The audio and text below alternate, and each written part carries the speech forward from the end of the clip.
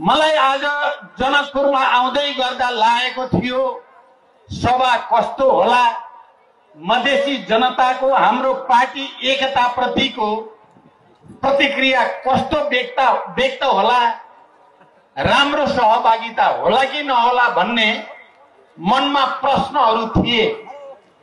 नेपालको क्रान्तिको इतिहासमा मधेसले 2007 साल वरिपरिदेखि आजसम्म पनि इतिहासका विभिन्न कालखण्डमा एउटा रिकर्ड बनाएको छ। मधेसले जहिले पनि परिवर्तनको पक्षमा, प्रगतिको पक्षमा र क्रान्तिको पक्षमा त्याग, तपस्या र बलिदानका कीर्तिमान कायम गरेको छ।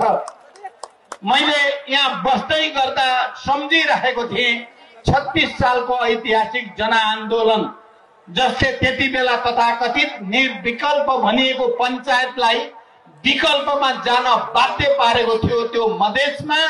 र यही जनकपुरमा भएको हजारौं हजारको सभाबाट नै मधेसी जनताले बाध्य पारेका थिए पञ्चायतलाई।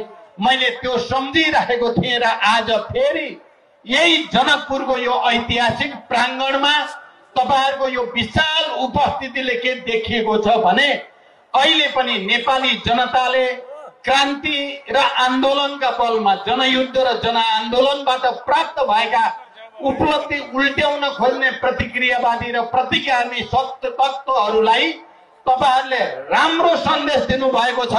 म एकचोटि फेरि मधेसी जनतालाई, तपाईँ यहाँ उपस्थित सम्पूर्ण आदरणीय दिदीबहिनी दाजुभाइहरूलाई हार्दिक अभिवादन भन्न चाहन्छु। तपाईहरु सबैलाई बधाई भन्न चाहन्छु। मधेसले जहिले पनि नेपालको इतिहासमा एउटा नयाँ मोड ल्याइदिने गरेको छ र आजको यो विशाल एकता सन्देश सभामा तपाईहरुको उपस्थितिले पनि देशभरि एउटा शक्तिशाली सन्देश प्रवाहित गरेको छ।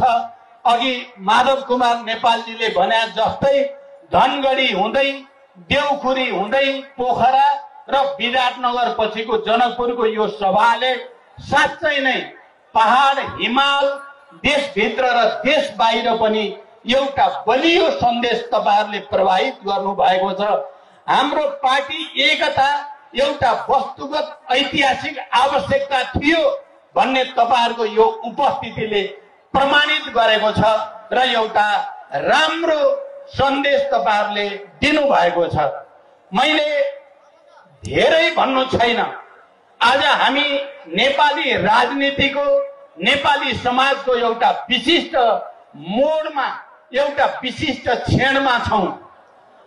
हामीले संघीय लोकतान्त्रिक गणतन्त्र स्थापना गरेपछि केही सकारात्मक पहल गरिए तापनि भने जस्तो गरी नेपाली जनताको आवश्यकता, नेपालका किसानहरूको, मजदुरहरूको, मधेसीहरूको, आदिवासी जनजातिहरूको, मुस्लिमहरूको, थारूहरूको सबैको हित र आवश्यकता अनुसार काम हुन नसकेको कुरा र त्यसबाट भित्रभित्रै जनतामा र युवा पुस्तामा पनि असन्तुष्टि बलिरहेको कुरा जेनजी आन्दोलन गएको भदौ 23 र 24 गते जे देखियो त्यसले प्रमाणित गर्यो र हामीले त्यसपछि गम्भीर समीक्षा गरेर नयाँ तरिकाले हामीले रूपान्तरित हुनु पर्दछ र नेपाललाई फेरि नयाँ ढंगले अगाडि बढाउन हामीले आफैलाई बदल्नु पर्छ भन्ने निष्कर्ष सहित हामीले पार्टी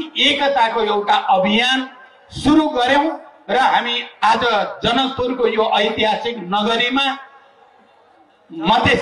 मधेस प्रदेशको यो सदरमुकाममा हामी उपस्थित भएका छौं। आदरणीय जनसमुदाय, मैले के कुरामा यहाँहरु सबैको ध्यान आकर्षण गर्न चाहन्छु भने मधेसले अहिले भर्खरै पनि परम्परागत तथाकथित समीकरणहरूको पछि नलागेर अहिले मधेस सरकार बनाउने बेलामा नेपाली कम्युनिस्ट पार्टी र मधेसवादी दलहरू र नेपाली कांग्रेस समेत भएर यहाँ नयाँ सरकार बनेको छ र केही वर्षदेखिको तथाकथित समीकरण तोडिएको छ र नयाँ समीकरणको सुरुवात पनि मधेसबाटै भएको छ। म तपाईहरुलाई यस अर्थमा पनि बधाई भन्न चाहन्छु र यो मधेसबाट देखिएको यो सन्देश अब देशका बाँकी प्रदेशमा पनि अगाडि बढ्नेछ र एउटा नयाँ समीकरण र नयाँ परिवर्तनको चाहिँ प्रक्रिया अगाडि बढ्नेछ, यो विश्वास पनि म व्यक्त गर्न चाहन्छु। आदरणीय जनसमुदाय, यति बेला हामी राष्ट्र निकै असहज परिस्थितिमा छ भन्ने महसुस गरेका छौँ।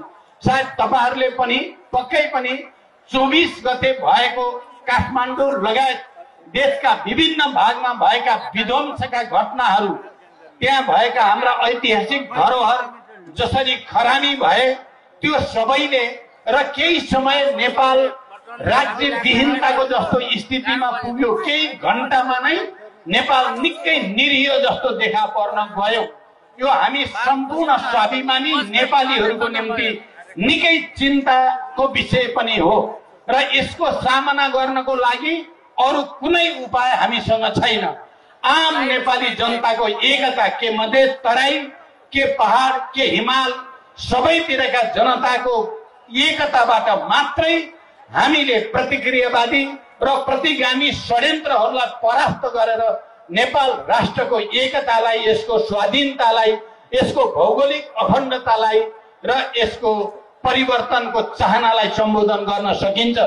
त्यो काम हामीले नै गर्नुपर्दछ, नेपालका कम्युनिस्टहरूबाट नै हुनुपर्दछ, जसले यो देशमा सबै उत्पीडित वर्ग, जाति, क्षेत्र, समुदायको हक, अधिकार र पहिचानको लडाईँ लड्यो, जसले देशमा समावेशी लोकतान्त्रिक गणतन्त्र स्थापना गर्नको लागि हजारौंको त्याग र बलिदान गर्यो र त्यो क्रममा मधेसमा मात्रै हिजो जनयुद्ध र जनआन्दोलनमा 1100 भन्दा बढी मधेसी जनताका छोराछोरीहरूको रगत बगेको छ। त्यसको सम्मान गर्नको लागि पनि हामी कम्युनिस्टहरूले नै पहल लिनुपर्छ भनेर नै यो एकताको प्रयास हामीले गरेका हौं। यद्यपि एकताको कुरा एकाएक रातारात भएको होइन। हामी धेरै पहिलेदेखि नै नेकपा माले हुँदा, हामी नेकपा मसाल हुँदा उहिले 42 साल वरिपरिदेखि नै कमरेड माधव कुमार नेपाल, कमरेड झलनाथ खनाल लगायत हामीहरू लगातार संवादमा हुन्थ्यौं पञ्चायत विरोधी आन्दोलनको बेलामा र अनि जनयुद्ध सुरु भएपछि पनि माधव नेपालजी र मेरो बीचमा धेरै ठाउँमा धेरै किसिमले संवाद भएर नै देशमा 12 बुँदे समझदारी, शान्ति सम्झौता, संघीय लोकतान्त्रिक गणतन्त्र यो सबै सम्भव भएको हो। यही पृष्ठभूमिमा आज देश जस्तो अप्ठ्यारो र असहज परिस्थितिमा छ। यो परिस्थितिमा हामीले नै एकताको पहल गर्नुपर्छ भनेर यो पहल गरिएको हो र अहिले यहाँसम्म आउँदा झन्डै 17 वटा साना ठूला कम्युनिस्ट पार्टी, समाजवादी पार्टीहरू आज नेपाली कम्युनिस्ट पार्टीमा हामी एकताबद्ध भएका छौं। तर हामी यतिमा सन्तुष्ट छैनौं।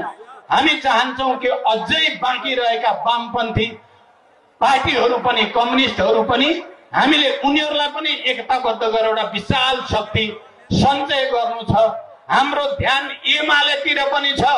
एमाले भित्र भएका देशभक्त र वामपन्थी क्रान्तिकारीहरूलाई पनि हामीले एकतामा ल्याउनु छ र अन्य कम्युनिस्ट समूहहरू जो बाँकी छ एकतामा आउन, उनीहरूलाई पनि एकतामा ल्याएर एउटा शक्तिशाली पार्टी निर्माण गर्ने र यो राष्ट्रको एकतालाई अक्षुण्ण राख्न, यसको स्वाधीनता र नेपाली जनताको आत्मसम्मान, नेपाली जनताको आत्मनिर्णयको अधिकार, आफ्नो बारेमा आफै फैसला गर्ने अधिकारलाई अझ सुदृढ गर्ने सपना हामीले देखेका छौं र यो एकता त्यही उद्देश्यका निम्ति हो। मलाई तपाईँ मधेसी जनसमुदायसँग आएर तपाईहरुको अगाडि उभिएर बोल्दै गर्दा मैले धेरै पटक धेरै कुरा भनेको छु र तपाईहरुलाई थाहा छ। मैले 70 को निर्वाचनमा म मधेसबाट नै चुनाव लडे, यही नजिकै सिराहा जिल्लाबाट। मधेसी जनताको मतबाट नै म दोस्रो पटक निर्वाचित भएर प्रधानमन्त्री बन्ने अवसर पनि मधेसी जनताको मतबाटै प्राप्त गरेको हुनाले तपाईहरुसँग हाम्रो लगाव, हाम्रो भावनात्मक सम्बन्ध गहिरो छ भनेर पनि म भन्न चाहन्छु। आज मैले धेरै लामो भाषण गर्ने भन्दा पनि यति बेला हामीले यो पार्टी एकता एउटा छ। जनताले लामो संघर्ष र बलिदानबाट प्राप्त गरेका अधिकारको रक्षा गर्नु छ राष्ट्रमाथि आइपरेको सङ्कटको सामना गर्नु छ। त्यो सङ्कटको सामना नेपाली जनताको एकताको शक्तिले तागतले मात्रै गर्न सक्छ भन्ने विश्वासको साथ जनताको एकतालाई सुदृढ गर्ने उद्देश्यका साथ गर्यौं। तर अर्को र मुख्य कुरा म तपाईँ मधेसी जनतालाई के भन्न चाहन्छु भने मधेस तराई अन्नको भण्डार भनिन्छ र यहाँ हामीले चाहेको यो क्षेत्रमा एउटा आधुनिक नयाँ कृषि क्रान्ति हुन जरुरी छ।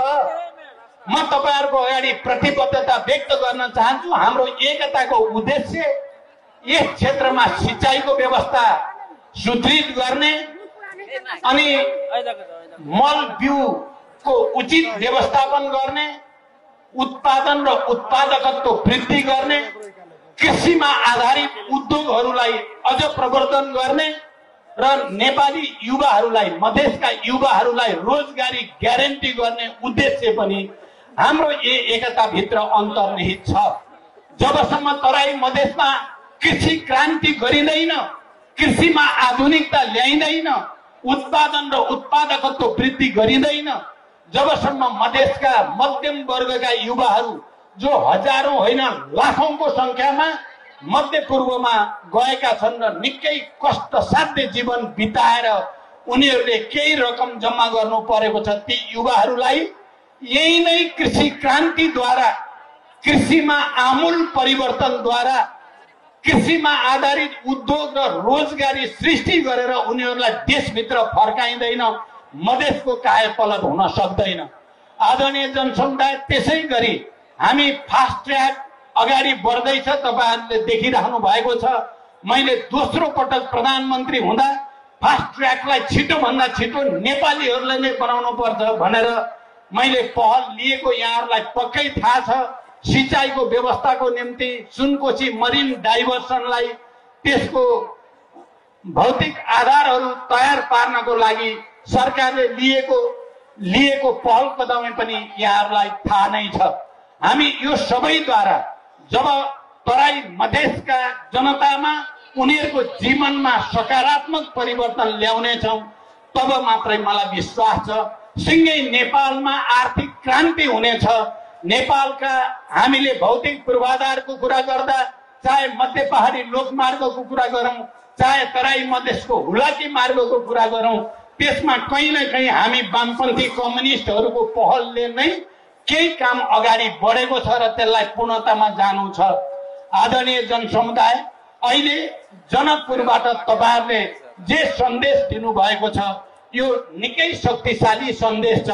माधवजी लगायत पहिला बोल्ने धेरै कमरेडले धेरै कुरा भनिसक्नु भएको हुनाले मैले अब धेरै भन्नुपर्ने लागेको छैन। हामी एउटा निकै ठूलो उद्देश्यका साथ तपाईहरुको अगाडि उपस्थित छौं। हामी कम्युनिस्टहरू, हाम्रो चाहिँ चिरण पुनले गीतबाट भनिसक्नु भएको छ। माधवजीले बडो केही राम्रा उक्तिद्वारा पनि भनिसक्नु भएको छ। म अब तपाईहरुसँग बिदा हुँदै गर्दा म पनि सर्वहाराको एउटा पंक्ति, दुईटा पंक्ति तपाईहरुसँग भनेर बिदा हुन चाहन्छु। सागर की तूफान को भी हमने बस में किया है, पहाड़ व चट्टान का पथ मोड़ दिया है। सागर की तूफान को भी हमने बस में किया है, पहाड़ व चट्टान का पथ मोड़ दिया है। होगा न कोई हिटलर कोई नवाब, हम सर्वहारा की आवाज इनकलाब, इनकलाब इनकलाब इनकलाब, हम सर्वहारा की आवाज इनकलाब। यही पंक्ति का साथ समाजवादी क्रान्ति जिन्दाबाद, जिन्दाबाद, समाजवादी क्रान्ति जिन्दाबाद भनेर बिदा हुन चाहन्छु। धन्यवाद, अभिवादन।